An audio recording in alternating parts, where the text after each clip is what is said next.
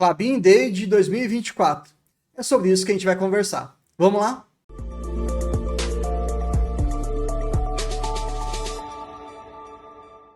Fala pessoal, tranquilo? Meu nome é Bruno Oliveira, eu sou analista CNPI do Vida de Acionista, o VDA, e hoje a gente vai trazer para vocês um breve resumo do evento que foi muito esperado por investidores da empresa Klabin.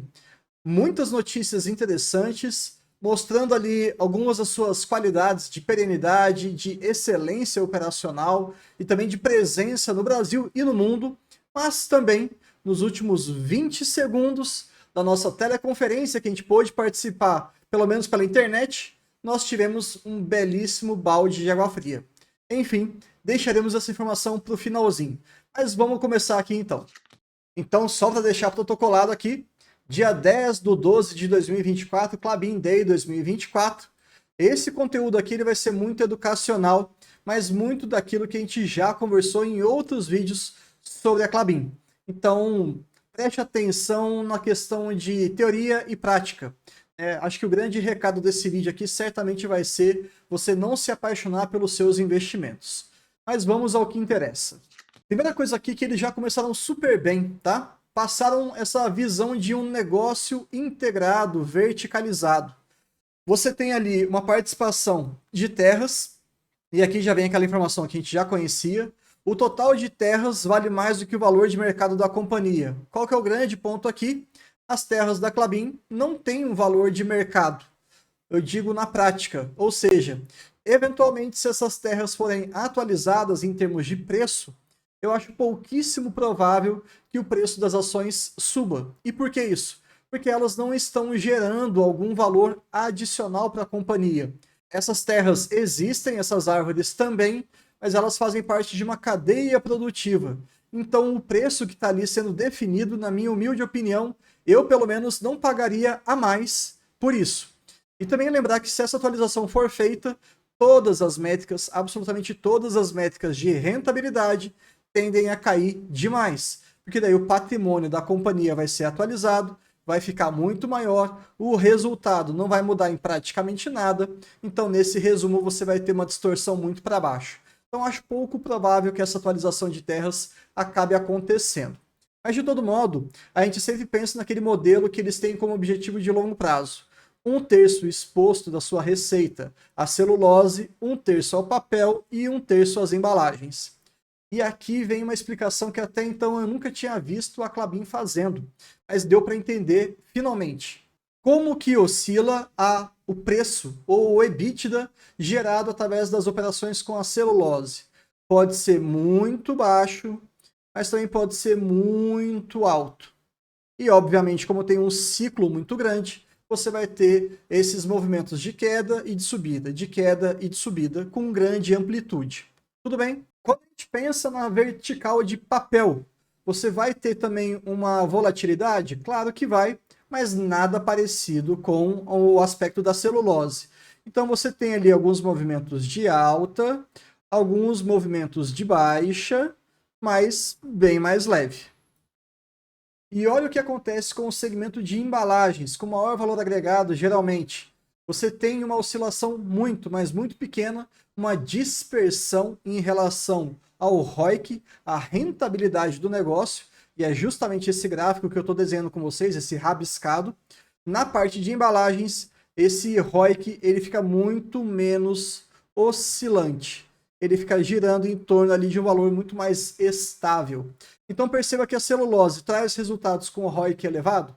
Claro que traz, mas ela também vai trazer com valor muito baixo quando estiver no ciclo de baixa. Papel intermediário e embalagens tem ali um valor muito mais bem definido. Mas para que isso aqui não fique muito rabiscado, vamos simplificar essa imagem que eles poderiam ter colocado na apresentação. A gente fez essa imagem pensando basicamente naquilo que a gente acabou de conversar. Então, os ciclos de celulose têm uma variação de ROIC muito elevada, a de papel menos ainda e a de embalagens menos ainda, girando sempre em torno desse risco aqui que eu deixei em preto, que seria o objetivo, o target. Eu vou colocar aqui como target, que é basicamente aquilo que a gente quer que a empresa entregue no médio e longo prazo. Então, essa exposição que eles fazem hoje faz também com que eles consigam se adequar ao mercado. Se a celulose ela está muito bem precificada, eles vão orientar um pouquinho da sua produção e vão deixar limitado ali a exportar essa própria celulose.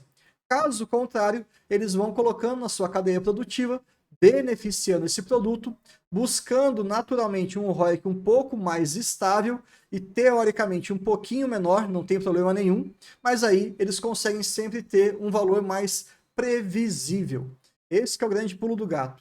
A expressão aqui que eles trouxeram para a gente de conhecimento foi que com a integração da sua cadeia produtiva, eles conseguem ter uma previsibilidade maior do ROIC.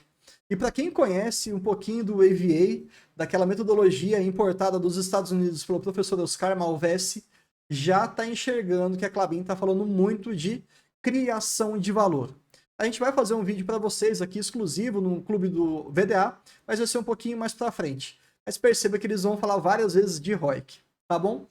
Avançando um pouquinho mais para frente, agora o movimento é de colheita, maravilha. Então vai ter um aumento do fluxo de caixa livre, até porque não tem muito mais o que investir. E eles vão naturalmente buscar uma redução de endividamento. E esses são os objetivos de curto prazo. 2, 3 anos aproximadamente foram o que eles falaram, ok? Aí eu fiz um gráfico baseado em todo o EBITDA que eles já disseram para a gente que eles vão conseguir até 2027 e faremos alguns cálculos não tão agradáveis no finalzinho desse vídeo sobre isso e coloquei em termos de porcentagem o CAPEX, aquele dinheiro para investimento de longo prazo. Quando o CAPEX ele tem uma porcentagem muito alta do EBITDA, qual é a leitura que você pode fazer? Eles estão no momento de grandes investimentos. E a tendência que eles estão falando é que agora nós tenhamos cada vez mais, nós tenhamos um comportamento de menores investimentos para novos projetos e por aí vai. E de fato, quando a gente olha aqui esse gráfico, a gente percebe isso sim. 2020 foi um ano que foi muito atípico, então a gente vai desconsiderar isso aqui acima de 100%, mas pode acontecer pontualmente. E desde 2022, a participação do CAPEX em relação ao EBITDA da companhia tem diminuído cada vez mais. Menos investimentos, maior EBITDA, proporcionalmente você vai ter uma queda dessa proporção e tá tudo bem, então tá alinhado com o que eles estão falando. Maravilha! Isso aumenta o fluxo de caixa livre, isso reduz a alavancagem. E na hora que o Marcos Ivo, o CFO, ele foi conversar um pouquinho com a gente sobre essa imagem, o processo de alocação de capital que a gente tanto fala aqui com vocês no VDA, eu achei esse resumo aqui sensacional, tanto para a pessoa física e para aquelas pessoas que querem aprender um pouquinho mais, tá? O fluxo de caixa livre ele vai ter basicamente ali 3 caminhos possíveis. Você pode reorganizar a sua estrutura de capital, então nesse caso, pagamento de dívida, você vai reduzir a sua alavancagem e o seu endividamento financeiro, que é algo que eles estão fazendo. Você pode fazer um crescimento orgânico com novos projetos, partindo do zero, ou você pode comprar algumas coisas, como aconteceu recentemente no projeto Caetê, que foi ali a compra das terras da Arauco. Um exemplo de projeto orgânico foi o Puma 2, tá? Então, esse crescimento, ele está aderente em relação ao planejamento estratégico? Sim, por quê? Porque eles trabalham com essa premissa. E isso aqui foi muito bacana, porque finalmente eles deram para a gente de maneira bem clara, pelo menos para mim ficou finalmente bem claro, que eles buscam uma taxa interna de retorno, TIR, fazendo com que seja 4 pontos percentuais acima do custo de capital. Mais uma vez, olha essa imagem e pensa na teoria do Oscar Malvesi sobre a criação de valor. É muito próximo, né? Mas tudo bem. E aqui eles colocaram uma continha básica, você não precisa se prender nesse momento a isso, mas por que seria uma TIR desalavancada? Porque aí, quando você faz um aumento de endividamento, você consegue aumentar, obviamente, a sua rentabilidade, a sua taxa interna de retorno.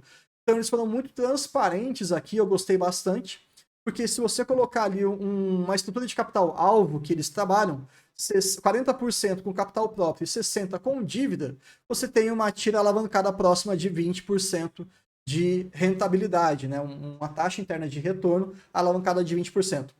A gente fica um pouco perdido nessas métricas, mas aí eu vou te dar uma pequena dica. Esse patamar de 20%, ainda que alavancada, é sensacional, tá? Então guarda essa informação, com o tempo você vai comparando com outros negócios e você vai perceber que realmente está numa faixa muito saudável. E qual seria uma outra forma de você direcionar o fluxo de caixa livre? Retorno ao acionista, seja através de JCP ou dividendos, ou através de recompra de ações. E aqui, pessoal, eles citaram 3 vezes, pelo menos, durante a teleconferência, durante o Klabin Day, esse termo. Eu não me lembro, tá? Nesse pouco tempo que eu conheço a Klabin, 6 anos aproximadamente, eu não me lembro deles falando com tanta veemência, com tanta frequência, esse tipo de movimento para os acionistas.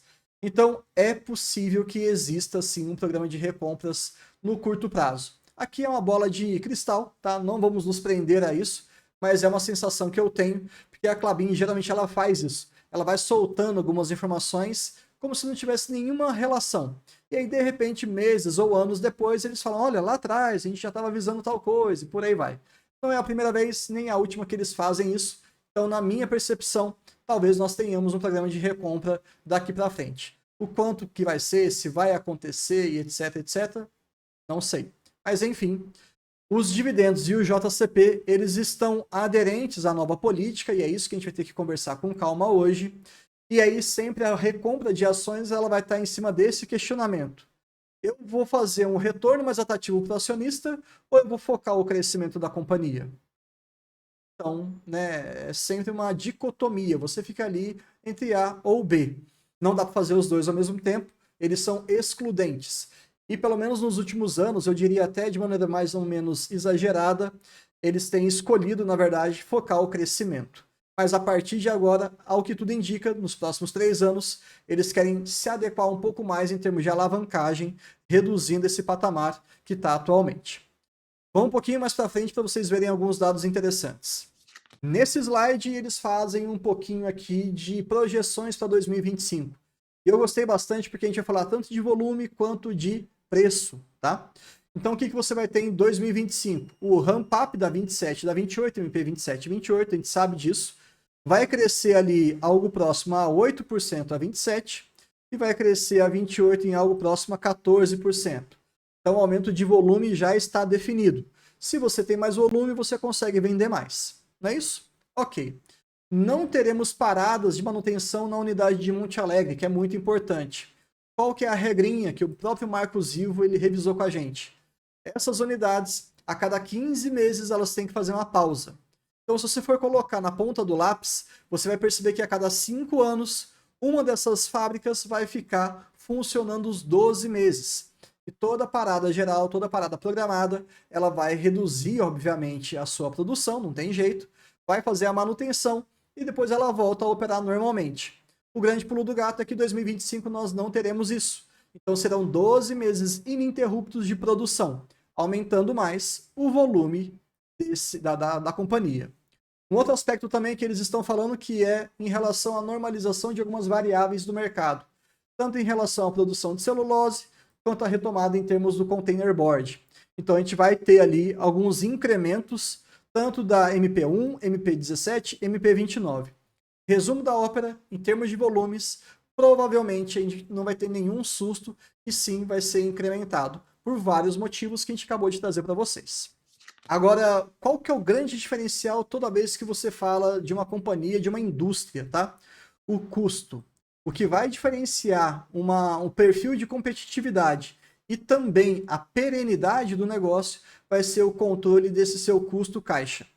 Basicamente, isso aqui eu achei fenomenal, eles estão de parabéns. O custo caixa total da Klabin, desde 2022, ele está literalmente estável e, na verdade, até caindo.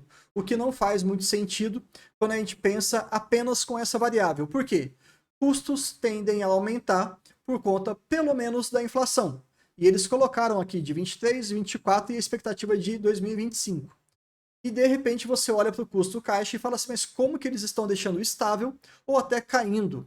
Basicamente, mais máquinas, mais investimentos, tudo entrando em operação. E quando você tem um volume maior de produtos produzidos é complicado, né? Mas enfim, quando você tem um maior volume de produção, todo o seu custo fixo e também parte, então eu estou falando do seu custo caixa total, ele é diluído por uma quantidade maior.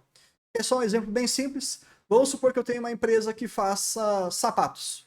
E para eu produzir o sapato, eu tenho de custo fixo, que é o aluguel da minha casinha, R$100 por mês.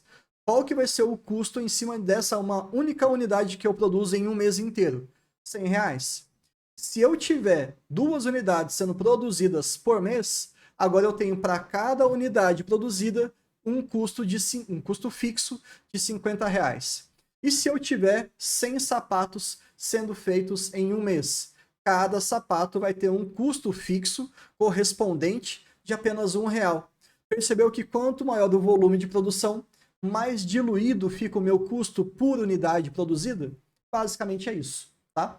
Então eles conseguem fazer isso aí, mesmo a inflação tendendo a aumentar o custo de produção, eles conseguem forçar essa curva para baixo por conta desses projetos que eles fizeram nos últimos anos. Alguns comentários aqui que são importantes, tá? Para vocês entenderem.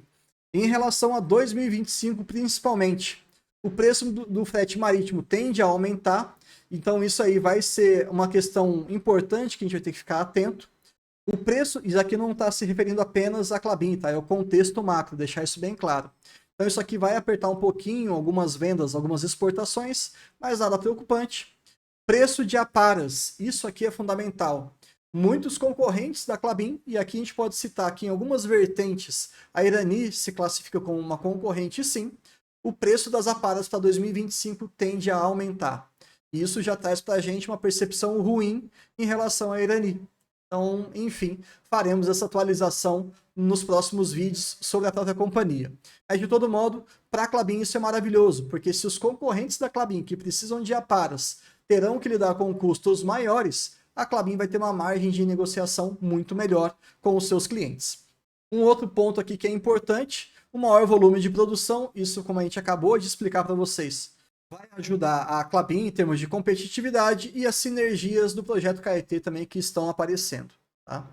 Então a gente acabou de ter aqui um belo exemplo de como que você pode acompanhar empresas, entre aspas, concorrente ou mais ou menos do mesmo setor, pode te trazer uma percepção do seu próprio negócio. Aqui foi um exemplo com a Irani e a Klabin.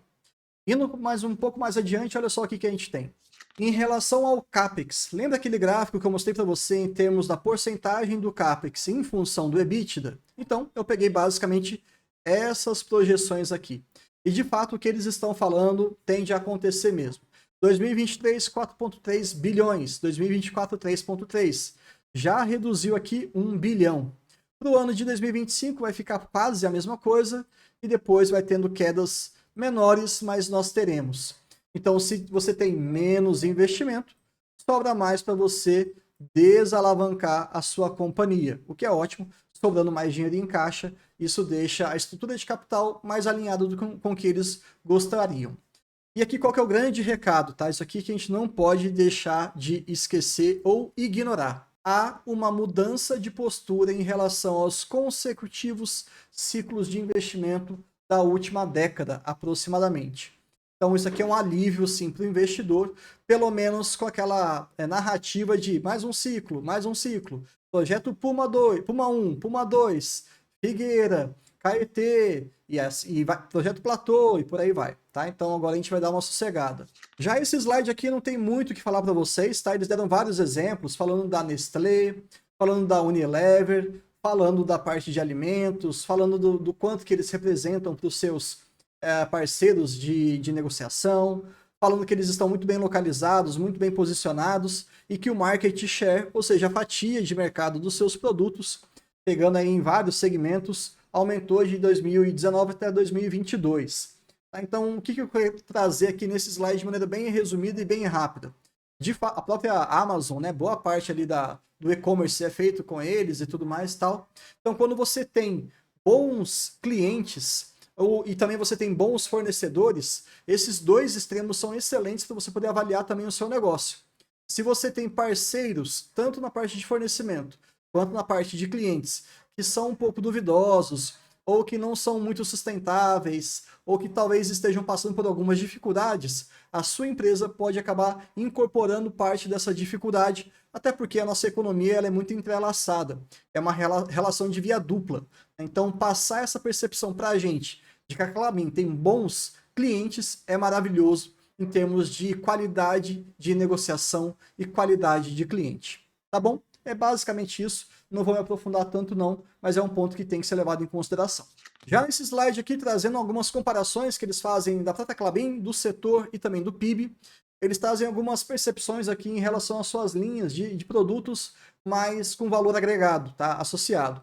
E aí é interessante porque sim, existe uma relação positiva toda vez que o PIB sobe, o resultado da Klabin, tanto na parte de preço quanto na parte de volume, ou seja, a receita, né? Porque volume vezes o preço, você vai estar falando, na verdade, de receita. Quando você faz essas duas comparações, tanto em relação ao PIB quanto em relação ao próprio IPCA, a gente percebe ali um comportamento muito saudável.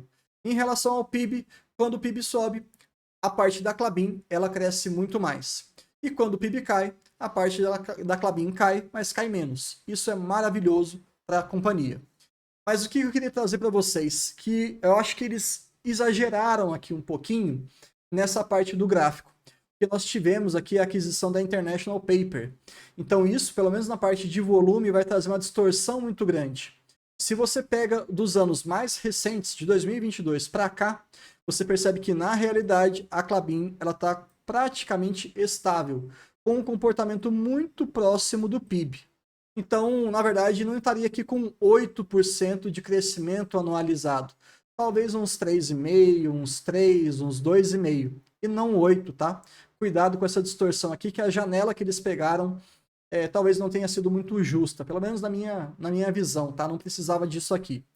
Em relação à parte de preços, a gente faz uma comparação com o IPCA, quando você pega também os anos mais recentes, porque aqui nós tivemos influência de algumas aquisições, né?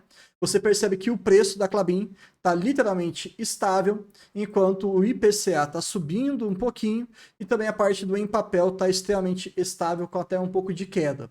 Então, na realidade aqui, o cenário não é tão bom.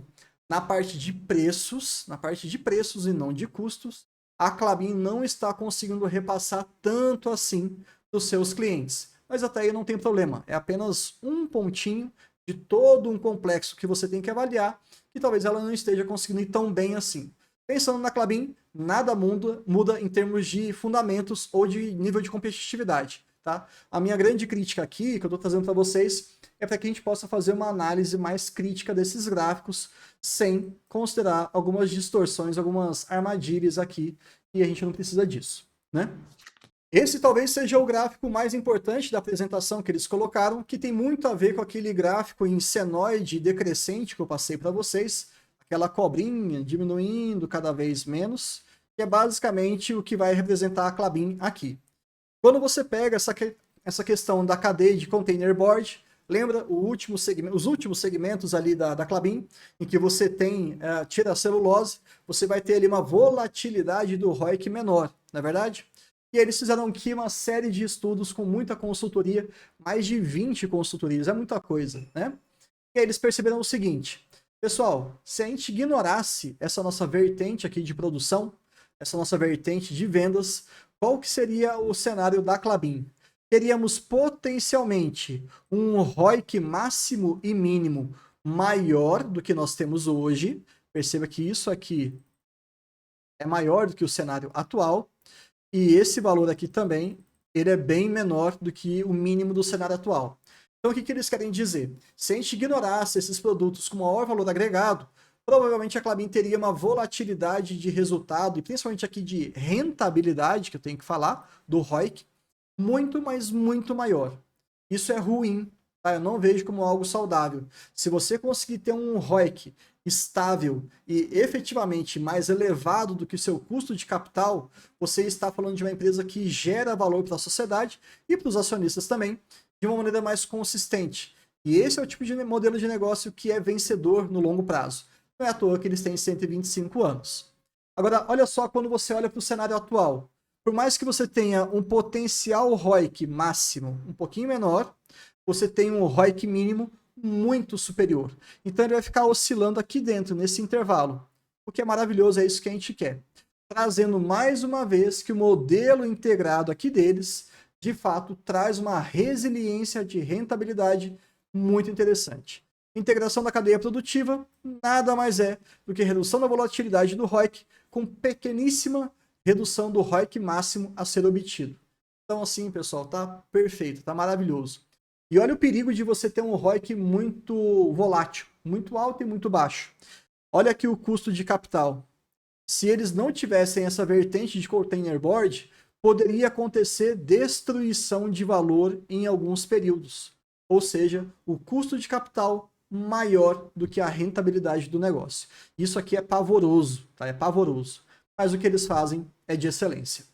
Já estamos chegando no finalzinho desse vídeo, eu vou trazer aqui para vocês algumas percepções em relação a algumas perguntas que foram feitas na Klabin, no Klabin Day.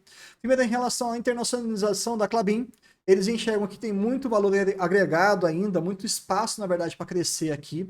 Eles percebem um aumento de consumo ainda, considerando que no Brasil é muito baixo, e que faria, assim, o que seria de motivo para sair daqui? Talvez algumas fábricas de conversão lá fora, no hemisfério norte, provavelmente, né? Ou fazer ali um M&A, uma compra, né? Ou uma aquisição, melhor dizendo, de alguns ativos ou algumas empresas menores lá fora. Fora isso, não pensam muito nessa questão, não.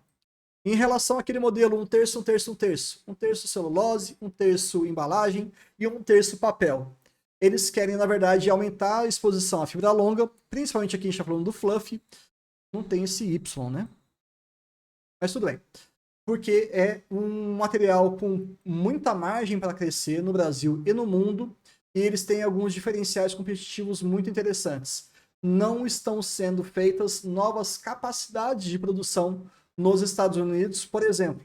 Então, as novas máquinas da Klabin, que atendem esse tipo de demanda, são mais modernas, mais eficientes, menos onerosas e muito mais produtivas. Então, é um bom diferencial. Fizeram algumas perguntas mais técnicas, né, em relação ao Kraftliner, que está um mercado bem estável em relação tanto de volume quanto de preço. Em relação ao papel ondulado e sacos, também que são uma vertente importante, eles enxergam que 2025 vai ter um crescimento acima do PIB, como já era de se esperar. M&A não está na frente, assim, eles não estão vislumbrando isso aí, mas quando aparece alguma oportunidade, oportunidade real, tá? Não é qualquer coisa não. Aí eles podem pensar, mas não no curto prazo. E a sensibilidade do dólar em relação à EBITDA, isso aqui também foi mais uma aula do Ivo, do Marcos Ivo, que é o CFO, ele trouxe para a gente essa percepção. A cada 10 centavos que a gente aumenta no nosso câmbio, ou seja, que o real fica mais desvalorizado em relação ao dólar, a gente tem um incremento do EBITDA da companhia em 160 milhões de reais. É surreal, né? Então, já que Klabin é uma empresa exportadora, ela tem uma vantagem natural quanto maior for o nosso câmbio em termos de desvalorização. Só uma revisão básica aqui, né, de dinâmica de preços, mas ele trouxe esse valor de 10 centavos e 160 milhões. Para quem gosta de fazer conta, isso aqui talvez seja interessante. Nas nossas premissas, a gente não fica travando muito o dólar, não, porque Brasil a gente sabe como é que é, né? Oscila demais para cima e para baixo. E agora a gente vai na última pergunta, na última resposta dada, e talvez seja o slide para a gente finalmente fechar um assunto que a gente tanto falou ao longo de 2024 com vocês. Já que estamos em dezembro, fechamento do ano, eu não gostaria de ficar falando esse tipo de coisa, porque eu era acionista deles, e eu fiquei muito decepcionado quando eu tive essa lucidez em perceber esse tipo de contexto aqui na companhia. Eu acreditava que Klabin era uma excelente empresa, e isso continua sendo válido. Eu também entendia que era um excelente investimento, e isso não aconteceu mais. Vocês acompanharam, nós fizemos vários vídeos aqui, mas eu quero agora materializar e resumir para vocês de uma maneira prática, tá? Vocês vão enxergar agora, finalmente, entendendo esse slide, você entendeu tudo o que está acontecendo e que, infelizmente, muitos acionistas de Klabin não estão enxergando, ou se estão, preferiram ignorar. Mas aí, né, o dinheiro é de cada um, você faz o que você quiser, não tem problema nenhum. No dia 7 de fevereiro, nós tivemos uma projeção de EBITDA, um comunicado inédito, Klabin não costumava fazer isso, em que eles colocaram ali um aumento de mais ou menos 3 bilhões de reais em relação aos últimos 12 meses, terminados em setembro de 2023. Bruno, não entendi nada. Então vamos lá. Eles pegaram os 3 trimestres de 2023, o 4º trimestre de 2022 e fecharam 12 meses. Perfeito? A partir disso, eles falaram em relação a esse EBIT da base, e eu fiz as contas para vocês, deu 6,5 bilhões de reais, eles vão aumentar 3 bilhões até 2027, por conta de investimento Puma 2, Projeto Figueira e conjunturas de mercado, certo? E a gente vai chegar então numa conta bem simples, em 2027, a um EBITDA de 9,5 bilhões de reais. Bruno, qual que é o aumento percentual aqui? É uma variação de aproximadamente 46%. Maravilhoso. Isso é muita grana, é quase 50%. A gente fica feliz de ser investidor de uma empresa que cresce nos próximos 3, 4 anos, devido a vários investimentos, quase 46, 47% do seu EBITDA, que é da onde sai o nosso dividendo, o nosso provento de maneira geral. Não é verdade? Porém, 2 meses depois, eles avisaram um aumento de base acionária. Movimento também ultra mega atípico. Tá? Isso não acontece. Mas enfim, nós tínhamos ali uma quantidade inicial de ações de 5,6 bilhões. A bonificação foi de 10%, então 561 milhões, sendo que a quantidade final ficou em 6,1 bilhões de ações. 5,6 mais 561 dá 6,17 bilhões de ações. As pessoas ficam muito felizes porque elas consideram a bonificação como uma forma de remuneração ao acionista. Eu não acho que isso está errado, tá? Acho que está certo, não tem problema nenhum, mas fique atento, tá? Então, aumentou a base acionária, mas tem alguns pontos negativos. Por exemplo, o que você vai receber por ação daqui para frente tende a ser menor proporcionalmente. Mas não vou entrar muito no mérito, eu gosto sim de bonificação desde que ela seja bem pontual. E mais para frente, no dia 29/10, eles avisaram políticas de mudanças ali, algumas mudanças, melhor dizendo, nas suas políticas de endividamento e de remuneração, ou seja, de proventos. Juntando esses três, a gente vai chegar numa conclusão bem ruim, mas vamos fazer aqui essa revisão bem rápida. Eles mudaram aquele alvo, né, digamos assim, o intervalo de distribuição do EBITDA de 15 a 25 para 10 a 20. E a observação que é muito importante é que eles sempre tentam distribuir a média dessa meta. Então, se era de 15 a 25, a média antiga era o meio, 20%. Agora, como o novo intervalo é de 10 a 20, nós chegamos então numa nova média de 15. Ah, Bruno, só 5%, tá tudo certo. Não, cuidado, tá? Aí é erro básico de matemática, vamos tentar arrumar isso aí. Antes você recebia 20%, agora você recebe 15%. A queda, a variação de remuneração do acionista foi de 25%. Caiu muita coisa. São 5 pontos percentuais em cima dos 20 iniciais. Então, 25%. Tá? É muita coisa assim que aconteceu. Tá bom, Bruno, você falou ali de muita coisa positiva e algumas negativas e tal, mas como é que fica no frigir dos ovos? E aqui talvez seja essa pequena tabelinha que eu fiz para vocês, vai mostrar uma realidade ruim, tá? Eu fico um pouco chateado porque ela ainda não se materializou. Ela só vai se materializar em 2027. Até porque aumento de base acionária, isso aqui é instantâneo. Já aconteceu. A mudança na política de proventos é instantânea. Já aconteceu. E esse aumento de EBITDA vai acontecer ao longo do tempo. Então, né? Mas vamos lá. Em 2024, nós tínhamos um EBITDA de 6,5 bilhões, uma base acionária de 5,6 bilhões, uma política de proventos de 20%. Pega o EBITDA, divide pela base acionária e multiplica pela política de proventos, você vai descobrir que cada ação de Klabin recebia 23 centavos. Ok?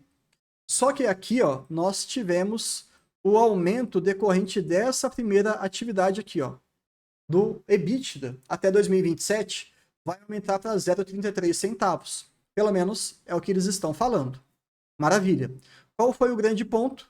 Nós tivemos ali o aumento da base acionária.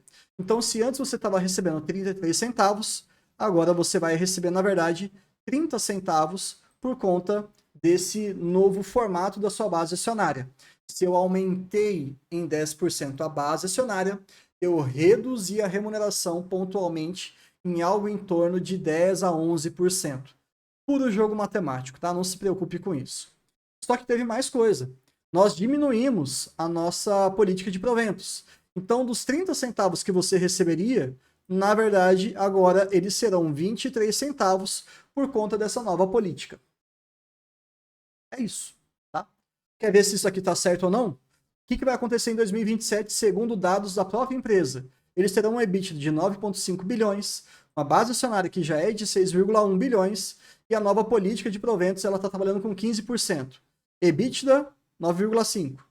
Dividido por 6,1 vezes 15%. vai dar 23. Então eu mostrei para você etapa a etapa e também mostrei para você de maneira bem resumida, olhando os dois cenários, 2024 e 2027. Conclusão, senhores, conclusão. Eu vou até apagar tudo isso aqui. Hoje, em 2024, o que o cidadão recebe vai ser rigorosamente a mesma coisa que ele vai receber lá em 2027. Então quer dizer que, na realidade, todo esse processo de Puma 2 e de Projeto Figueira e outros tantos que estão acontecendo, eles vão fazer com que a empresa realmente cresça. Mas todo esse crescimento, em termos de remuneração ao acionista, não está sendo contemplado na mesma proporção. Pô, Bruno, mas aí eles estão deixando dinheiro dentro da companhia, estão reinvestindo, estão aliviando a alavancagem. Perfeito. Mas é só para você entender que enquanto eles não aumentarem essa política de proventos, você vai receber rigorosamente o mesmo que você está recebendo em 2024. Lá em 27 vai ser a mesma coisa do que em 2024. E esses números eu estou falando dessa forma tão assertiva porque não foram dados feitos por mim. Isso é premissa da companhia. Eu tive aqui zero perspectiva de analista, tá? Eu não coloquei nenhum dado da minha cabeça. Foi só o que eles informaram. E aí a nossa única chance de voltar a ser muito bem remunerado em relação à Klabin é só se eles mudarem a política de proventos, não é? Só que, infelizmente, o que o Cristiano Teixeira falou foi a nova política de proventos veio para ficar. Então, aos que gostam de Klabin, sem nenhum problema, maravilhoso negócio, complexo, industrial, sensacional, brilhante. Mas enquanto não remunerar para a gente de maneira adequada, isso vai continuar sendo muito caro para colocar na nossa carteira. Eu, sinceramente, tá? Eu quero muito que Klabin caia, porque se ela cair mas a patamares de 15, 16 talvez, 14 reais, tem que fazer a conta para saber qual que vai ser o quanto que eu quero pagar, mas tem que cair demais as ações para que a gente consiga colocar na carteira para manter as nossas premissas de pelo menos um yield ali próximo, né, de 7,5%, 7%, ou até inicialmente, como eu sempre falo para vocês, de pelo menos 8%. Se não, né, não adianta nada crescer e não remunerar o acionista. Lembrando que se não fizessem aumento da base acionária e não fizessem a mudança na política de proventos, o cidadão teria um incremento aqui de 23 para 33 centavos. Um incremento, obviamente, de mais de 40%. Isso sim seria sensacional. Imagina, terminamos Puma 2, terminamos Figueira, terminamos Caetê e terminamos o Platô. Todos os projetos. Não fizeram aumento da base acionária e não fizeram a mudança política de proventos. O cidadão iria receber quase 50% a mais. Aí, meu amigo, aí Klabin atualmente estaria barato. Mas não foi isso que aconteceu. Espero que vocês tenham gostado e até o próximo vídeo.